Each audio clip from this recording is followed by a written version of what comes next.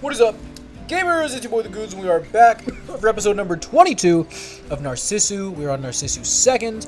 It is time for chapter 18, For Someone's Sake. Last episode, things got pretty intense. Took a bit of a break between now and then. Let's see how fucked things get from here, because we're in the last two chapters. As the orange-stained day, all unnoticed, turned to the purple of night. This is good. Finally, Himiko-san's feet stopped. We were just beyond the 7th station, perhaps. It was a place with many rocky stretches and a very wide, wonderful view. Looking at my watch, it was already 3 o'clock at night, which meant almost an entire day had passed. As expected from the time, and perhaps yesterday's weather, there were no other climbers to be seen. Wait for the dawn, then I'll say it here. Saying that, Himiko-san walked towards the edge of the rocky stretch. Peering down the edge of the cliff, it was dark and hard to see. The bottom of the ravine was far enough that you couldn't guess its height. At the least, if you were to throw yourself out, without a doubt you wouldn't live. Finally, we're getting revved up here, aren't we? There's plenty of height too, right? Indeed, about 100 times the 7th floor. Altitude, about 3,000 meters. And also no high fence for protection. Setsumi, if you have something to ask, now's the time. At those words, a number of thoughts swirled. But even though there should have been a number of questions, for some reason, putting each one into words was difficult. So after a moment's thought, I finally opened my mouth. Tell me more about Himiko-san.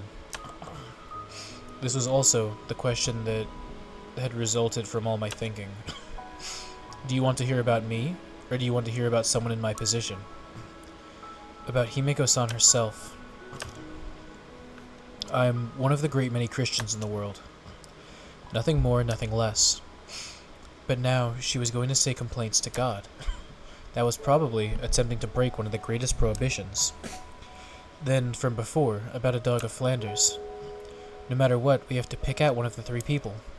Yes, for people there are no other choices. She firmly said so. The one who is leaving, Nello. The one left behind, Alois. The 2 that will never meet. Then Himiko-san is which? For that question there was no answer. Little by little the sky whitened in this place where it seemed you could touch the sky. She quietly hung her head. Surely the pajama-wearing Himiko-san was Nello. Then the Himiko-san now was probably Alois? To say complaints to God, if Nello wasn't allowed to, then that was understandable. Then just who was I? For what purpose was I brought to this place? Looks like the time's come. Saying that, Himiko-san looked up to the sky. Setsumi, take this. And then, taking something from her pocket, she handed it to me. A rosary. It's fine if you throw it away. It's just, I don't have the right to carry it anymore, you see? Just what was that supposed to mean? I didn't have to ask to know. However, up until now, even while saying she was a former, why did she carry it with her all this time? When I thought about it, I felt that deep down, it's not like she really wanted to do this. Is it really okay? It means that if there is a prayer, then there is also a curse. I want you to stop. I can't say that. Depends on the reason.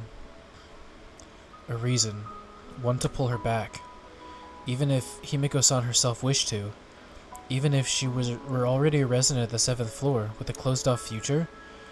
If, just like with living, people were given the right to die, then a reason good enough to stop that. Just who would have such a thing? I don't even know what is right, what would be kindness. For some reason, I began crying. Being nearby and able to do nothing, I came to know how powerless I was. It started to get light, and looking up at the endless sky, I was overcome with sadness. No matter how much I thought, I couldn't come up with any direct reasons to pull her back. If Himiko-san herself had decided, then I might not have any right to interfere. But even if it were so, even if I didn't have a reason for why I should pull her back, because I'll also be sad. Not some random person, because I myself would be sad.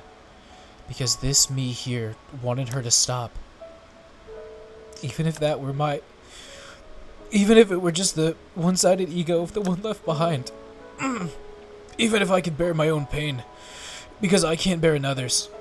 Because the one leaving being sad meant the ones remaining were pained the most. Moreover, for me, it was still... Alois is impossible. My sobbing continued. Don't make such a face. When you make such a face, doesn't it make it hard for me too?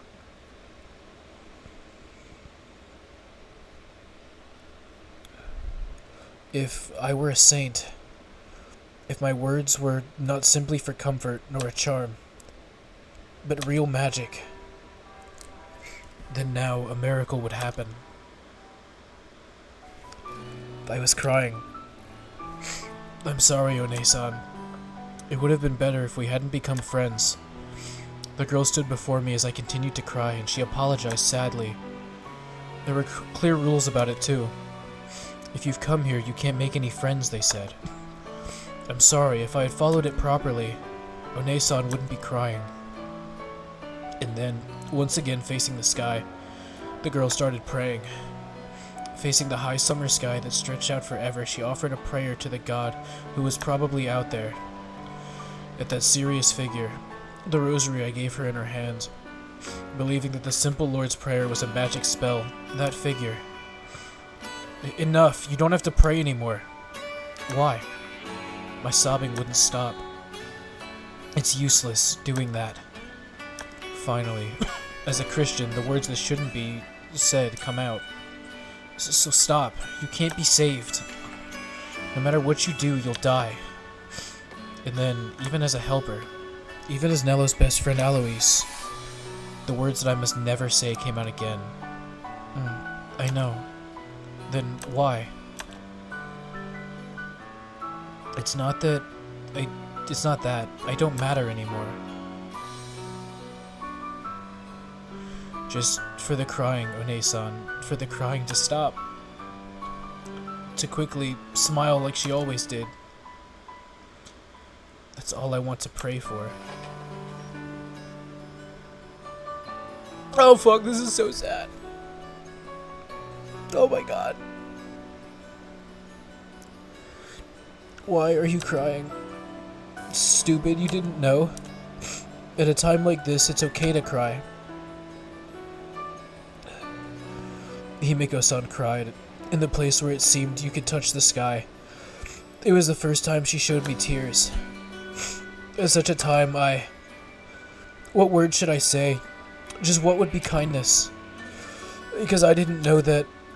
Simply, so she would stop crying even just a little bit sooner, so that her smile would return even just a little sooner. Patting her back, just gently stroking, was all that I could do. Stop that. To be consoled by a middle schooler, I didn't lead such a pathetic life. Don't worry about it. Going by a history of sickness, I'm older than you. Himiko-san sniffled. What's with that? You're the younger one. The blue-purple dawn sky grew white and changed to a sunrise. The wind that began to blow from the valley made a lonely sound. Himiko-san cried. The wind over the ravine also wailed. And probably I, too, was crying.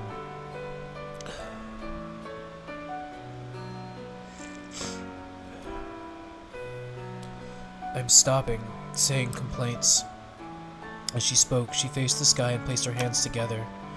Then this, I'm giving it back. Oh right, without this, the effectiveness would be weaker, won't it? Then she hung the rosary I returned on her neck. From this high, high place, to an even higher, towards the sky, she offered a prayer. Listen well, because you seem to be hard of hearing. I've come all this way to do it. It doesn't matter about me now. However, at the least, because of me, make it so that there are no people who would be forever pained. And even if it's just a bit sooner, let them recover. As if speaking to herself, Himiko-san coolly murmured. There were a number of other words continuing on, but for me, I couldn't hear what she was saying beyond that. Perhaps Himiko-san had made up with God? That expression was neither despairing nor compassionate. It was proud and could be even considered beautiful. And this was probably, of those two she said would never meet, the one leaving's wish for those left behind. That's all of it.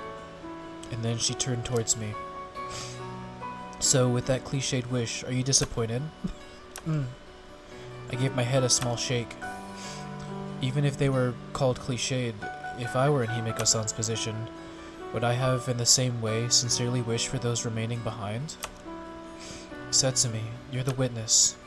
I am? Yes, if the wish comes out wrong, next time you say complaints in my place, okay? To God and all that. Was this the reason for taking me here? Well, half. And the remaining half, I guess it's a secret? Indeed. Saying that, she thought for a moment. Magic. It's like that. Magic? Yes, even if there's no effect now, definitely later it should work. Once again, under the morning sky, we hit the roads. Within that, the lunch bought from a convenience store in hand, Himeko-san whispered. For now, I'm going to add one to the rules. Rules? Yes, that it's okay to make friends. Then, taking the rosary from her pocket. Really, I could have given you this rosary. But it looks like I still need it, you see. As she spoke, she moved it from her neck to decorate her chest. That's why for Setsumi, I'll give a different thing as a present. A different thing? Yes, the one who decides is you. And now the roadster drove on, from the slope road slowly towards the city. Gripping the wheel was Himeko-san. Not in pajamas, but the usual Himeko-san I knew. What was different from all the times before was the rosary visible on her chest. Hey, Setsumi, let me say one thing. From here on out, no matter who you choose, at the very, very end, you mustn't kill all the way to even your heart. What's this about? It's fine for now. I'm sure you'll be fine. In the end, you'll be able to smile. That probably was what she mentioned before. The so-called magic.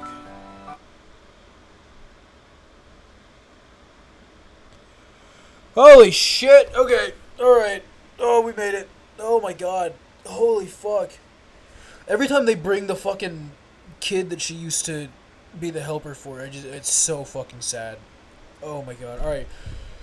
Thank you for watching. I will see you in the final episode, Chapter 19 Magic, but for now I'm gonna get the fuck up out.